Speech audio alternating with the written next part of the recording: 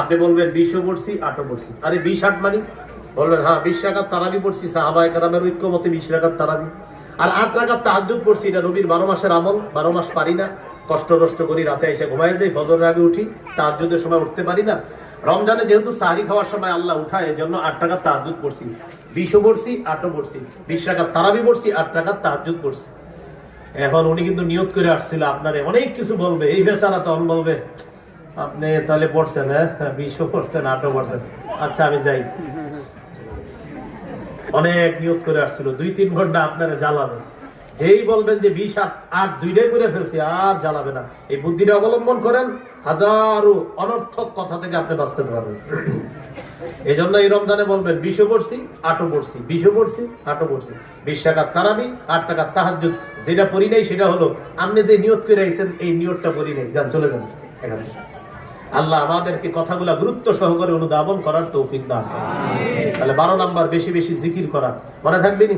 ওই কেউ জ্বালাইতে আসলে 4 জিকিরে বসায় দিবেন, সুবহানাল্লাহ বলো 100 বার পড়ো, আলহামদুলিল্লাহ 100 বার পড়ো। এটি পড়লে তোমার কথা শুনবো, এগুলা বললে বলে আর পড়াবেন। আপনি কি খারাপ কাজ করতেছেন? তো এর পড়াবেন, পড়ানোর পরে কোরআন তেলাওয়াত করাবেন, করানোর পর বলবেন শুনবো শুনবো, আগে পড়ো। আল্লাহ আমাদেরকে এই কথাগুলো মনে রাখার তৌফিক দান করেন।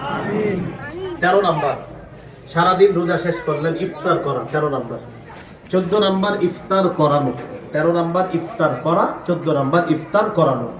অসহায় এতিম মিসকিনদেরকে ইফতার করাবেন। প্রতিবেশী ধনী যদি থাকে তার বাসায় ইফতার হাদিয়া পাঠাবেন, কারণ রোজাদারকে ইফতার করানোর সব থেকে কেউ বঞ্চিত থাকার চেষ্টা করবেন না। সবাই ইফতার খাওয়ানোর ফজিলতটা অর্জন করার চেষ্টা করবেন। তাহলে একটা হলো ইফতার করা আর একটা ইফতার করানো 14। 15 নাম্বার ইফতারের সময় দোয়া করবেন। তিরমিজির হাদিস 3598 নম্বর হাদিস। রাসূলুল্লাহ সাল্লাল্লাহু আলাইহি সাল্লাম বলেন, সালাসাতুল্লাহ তুরাদ্দু দাওয়াতুহুম, 3 ব্যক্তির দোয়া ফিরিয়ে দেওয়া হয় না। 1 নাম্বার আস-সাইম হাত্তা ইফতিরা, রোজাদার যখন ইফতারের সময় দোয়া করে তার দোয়া ফেরত দেওয়া হয় না। 2 নাম্বার ওয়াল ইমামুল আদিল, ন্যায়পরায়ণ পুরুষ শাসক। কি শাসক? পুরাটা বলেন কি শাসক? পুরুষ পুরুষ, হ্যাঁ ন্যায়পরায়ণ কি শাসক? এই ন্যায়পরায়ণ পুরুষ শাসকের দোয়া ফেরত দেওয়া হয় না।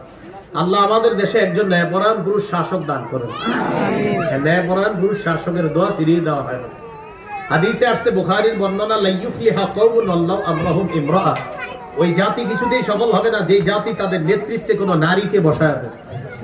এই জন্য আগামীতে যারাই মাশাআল্লাহ আপনারা রাজনীতি করতেছেন, মাথায় এটা রাখেন, পুরুষ পুরুষ নিয়ে মাথায় আগান, মাথায় একজন পুরুষ রেখা সামনে আগান। পুরুষ একজন ন্যায়পরায়ণ শাসক যেন আল্লাহ আমাদের দেশে তৈরি করে দেয়, আল্লাহর কাছে দোয়া করা।